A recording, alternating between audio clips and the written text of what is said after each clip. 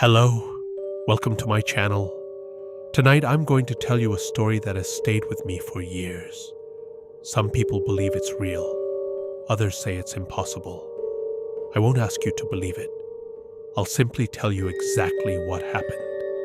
This is the night I met a dead railroad worker. Have you ever experienced something so terrifying that even years later, you still can't convince yourself it wasn't real? It was my first month as the station master at Raven Creek Halt, a tiny railway station hidden deep in the forests outside Whitefish, Montana. People in the nearby town always warned me. If someone calls your name after 3 a.m., don't answer. I thought they were just trying to scare the new guy. Until that night. It was around 2:30 a.m. The temperature was below freezing. Outside, the fog was so thick, it looked as if the entire forest had disappeared. The station was completely silent. No passengers, no voices, just the sound of the cold wind scraping against the metal tracks. I was sitting inside my office, reading a book, while waiting for the 3:15 a.m. freight train. Then, someone knocked. Knock. A few seconds later, knock. Knock. The sound wasn't loud, it was slow, almost patient. For some reason, my entire body froze. I looked through the window. Nothing, only white fog. Then came another knock. I slowly opened the door. Standing outside was a man wearing an old brown railroad coat. He held a rusty lantern that barely gave off any light. His face was unusually pale. But what disturbed me the most were his eyes. They looked exhausted, almost as if he hadn't slept in years. Without blinking, he stared at me and whispered, "Please, help me. My daughter is lying on the railroad tracks. The freight train is coming. I can't save her alone." There was something strangely convincing about his voice. Without thinking, I grabbed my flashlight and followed him. We walked into the darkness. The deeper we went, the quieter everything became. No wind, no insects, no animals, just our footsteps, and the faint sound of his lantern swinging back and forth. I tried asking him questions. What happened? How old is your daughter? Where is she? He never answered, not once. He simply kept walking. After several minutes, he suddenly stopped and pointed toward the tracks. I raised my flashlight and I froze. There really was someone lying across the rails. A small body, perfectly still. My heart nearly exploded. I ran as fast as I could, but when I reached it, there was no child, only a dead tree branch. Confused, I turned around to yell at the man. He was gone.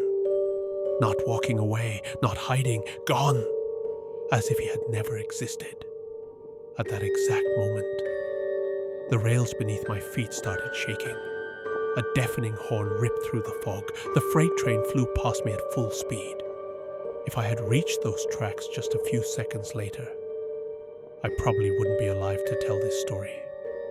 I somehow stumbled back to the station. My maintenance worker, Michael, saw my face and immediately knew something was wrong. When I described the man, especially the old lantern, Michael went completely silent. Then he looked at me and asked one question. Did he have tired red eyes? I nodded. Michael slowly sat down. You just met Jacob Miller. I frowned. Who is that? He died 5 years ago. The room suddenly felt colder. Michael told me Jacob had been a railroad track inspector. One winter night, he sacrificed his own life to save a little boy trapped on the tracks. Everyone in town knew his story, but nobody had seen him. Until now. The next morning, I couldn't stop thinking about it. Something felt unfinished, so I drove to Jacob's old house. His wife answered the door. Inside, his teenage daughter Emily was lying on a bed in unbearable pain. That's when I learned the truth. After Jacob's death, the railroad company had delayed every payment his family was supposed to receive. 5 years. No compensation, no pension. Nothing. Emily desperately needed kidney surgery. Without it, She wouldn't survive the week. Then it finally hit me. Jacob hadn't brought me to those tracks to save his daughter from a train. He wanted me to save her from dying because everyone else had forgotten her. That dead branch on the tracks wasn't an accident. It represented the obstacle that had blocked his family's future for years. That same day, I emptied my savings to pay for Emily's surgery. Then I fought the railroad company until every dollar owed to Jacob's family was finally released. Emily survived. And that's when I understood something I'll never forget. Sometimes, the dead don't return for revenge. Sometimes, they return because love refuses to die. Even today, every December, I light an old railroad lantern outside my home. Not because I'm afraid, but because somewhere, if Jacob is still watching, I want him to know his daughter is safe. And every single time that lantern begins to flicker, I still wonder, is it just the wind? Or is someone standing in the fog watching me? And that's the story of the night I met a dead railroad worker. To this day, I still don't know whether what I experienced was a ghost, a miracle, or something beyond human understanding. But one thing is certain. Some bonds are so powerful, not even death can break them.